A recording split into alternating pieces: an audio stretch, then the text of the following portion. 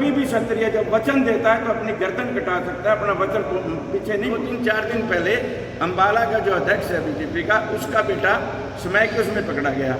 तो अगर आज आप ये कहें भी हरियाणा की सरकार को आप कितने नंबर देंगे, तो मैं 10 में से 0 नंबर दूँ। सिंह राणा वो शेर सिंह राणा है जिन्होंने बिना किसी सरकार की मदद के पृथ्वीराज चौहान, जो आखिरी हिंदू सम्राट हुए हिंदुस्तान के, उनकी अस्थियां अफगानिस्तान से अपने बल पर लेकर आए।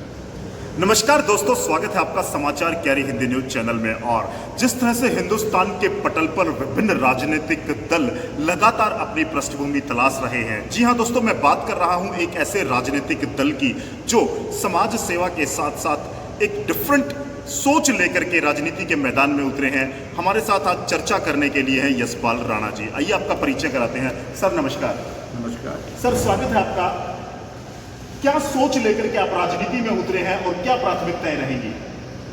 मैं यशपाल राणा प्रभारी राष्ट्रवादी जनलोक पार्टी सत्या हरियाणा का प्रभारी हूं और हमारी पार्टी का जो उदय है 21 जुलाई 2019 को करनाल में हुआ।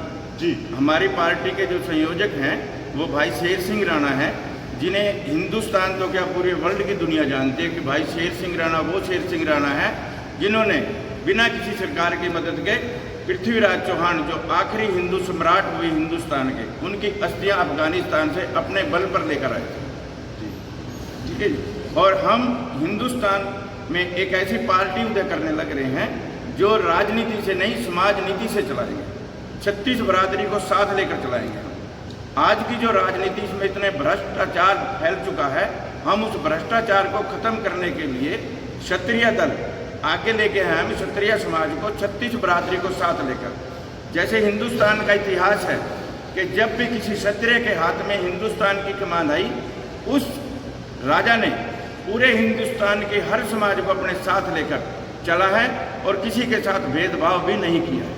राणा साहब, आपको नहीं लगता जिस तरह से क्षेत्रीय दल की, मैं राष्ट्रीय सतर पर राजनीति की बात करूं, विभिन्न जो क्षेत्रीय दल हैं, क्षेत्रीय दल समाप्ति की ओर जा रहे हैं, लोगों का रुझान केवल राष्ट्रीय दलों की तरफ है। आपके पास ऐसी क्या खास चीज है जो आप हरियाणा जैसे प्रदेश में जो दिल्ली की सीमा से सटा हुआ है, क्षेत्रीय दल को आप प्रमुख तौर पर ले आएंगे, आगे ले आएंगे? मेरा पहले तो मैं आपको ये बता दूं, मेरा जो दल है ये क्षेत्रीय दल नहीं है, ये राष्ट्रीय पार्टी है। जी, आज आप जिस क्षेत्रीय दल की खात्मे की तरफ कह रहे हो, वो दल, मैं किसी का क्या नाम लूँ, वो सिर्फ एक जात को लेकर, एक आदमी को लेकर उन्होंने अपने क्षेत्रीय दल बनाए।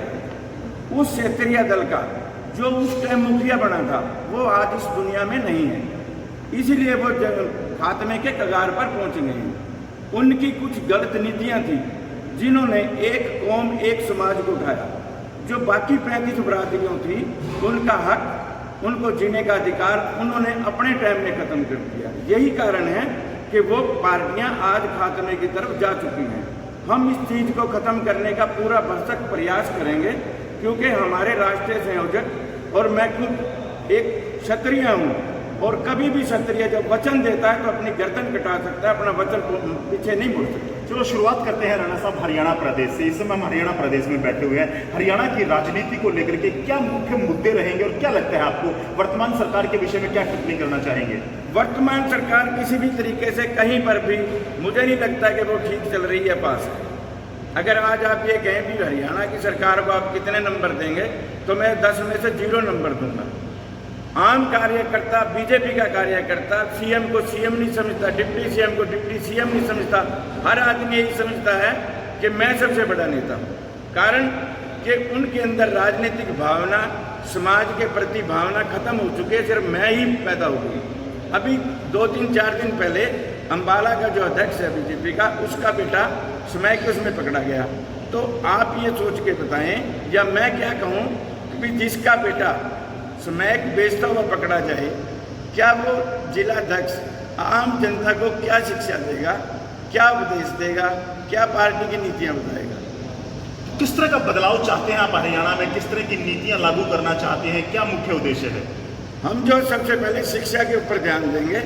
जो आज की परिस्थिति में, इस कोरोना की परिस्थिति में मध्य वर्ग जो है वो अपने बच्चे को इंग्लिश स्कूल में पढ़ाना चाहता है, लेकिन उसके पास वहाँ प्राइवेट स्कूल में फीस देने के लिए पैसे नहीं होते।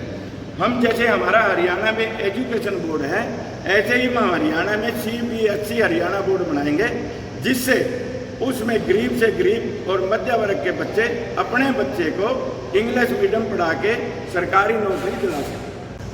दूसरा क्या मुद्दा रहेगा? आपने शिक्षा की बात की है, जो शिक्षा जो मूल है, जो विद्यार्थियों के लिए आपने सोचा है, दूसरा क्या मुद्दा रहेगा? दूसरा हमारा मुद्दा है स्वास्थ्य, मेडिकल। आज सरकार ने या पिछली सरकारों ने सरकारी हॉस्पिटलों की इतनी बड़ी बड़ी बिल्डिंगें बना दी कि वहाँ आम आदमी जाने से डरता है।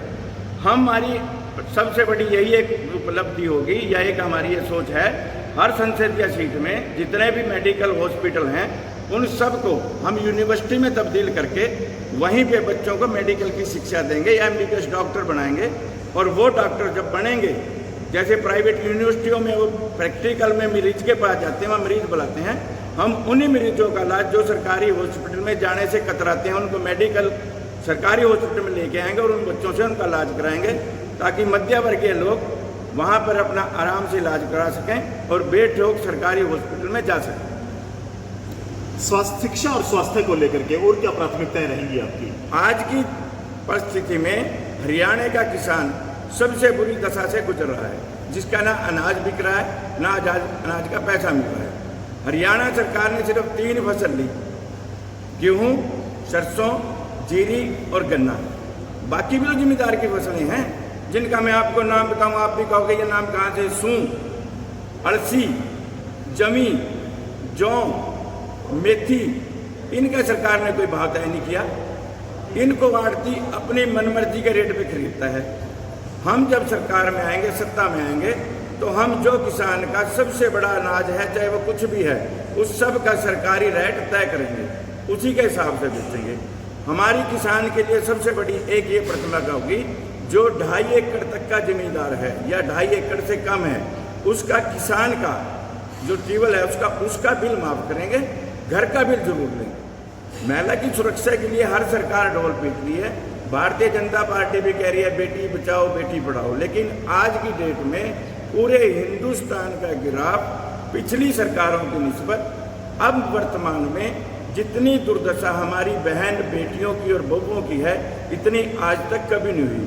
हम हर जिला में कम से कम 1000 पुलिस वाले और 1000 होमगार्ड स्पेशल ओनली स्पेशल महिलाओं की सुरक्षा के लिए लगाएंगे। महिलाओं के लिए जो बहनें घरेलू हैं, होम पे काम करती हैं, उन्हें कभी भी महीने में, 2 महीने में, 6 महीने में कभी अपनी ससुराल में, अपने ननद के घर, अपनी जेठानी के घर कहीं भी जाना होगा, उसका हरियाणा रोडवेज की बस में कोई भी किराया नहीं लगेगा।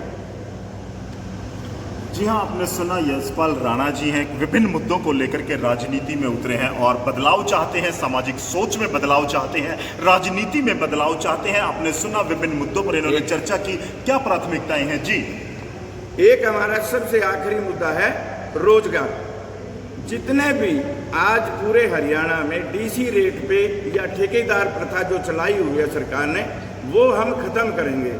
जो कर्मचारी DC रेट पे लगे हुए हैं या ठेकेदार के थ्रू लगे हुए हैं, उन सब कर्मचारियों को हम पक्का करेंगे और जो ठेकेदार का पैसा है वो सीधा कर्मचारी के जेब में जाएगा, जिससे वो कर्मचारी अपने परिवार को, अपने माँ बाप को आराम से उनकी सेवा कर सके, गुजर बसर कर सके। वर्तमान में हरियाणा प्रदेश की मैं बात करूं, पार्टी का जो विस्तार है, जो संगठनात्मक जो रचना है पार्टी की, कहां तक आप पहुंच पाए हैं? किन किन जिलों में आपकी पार्टी इस समय कार्यरत है? संगठन को लेकर के क्या तैयारियां हैं? हमारा जो है पूरे हरियाणा में 36 बरादरी को लेके तकरीबन पूरे हरियाणा में संगठन बन चुका है। जी, ये पार्टी क्षत्रिय पार्टी लोग कहते हैं, लेकिन मैं आपको बताऊं, हमारी जो महिला की अध्यक्ष है वो डोरथी चौधरी हैं, जो क्रिश्चियन समाज से हैं।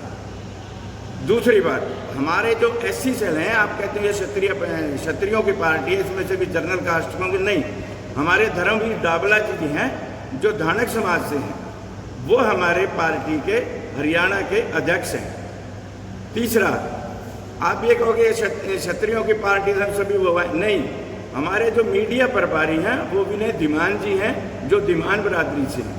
मेरा जो अम्बाले का जो है उप अध्यक्ष जो है वो कस्सब समाज से है।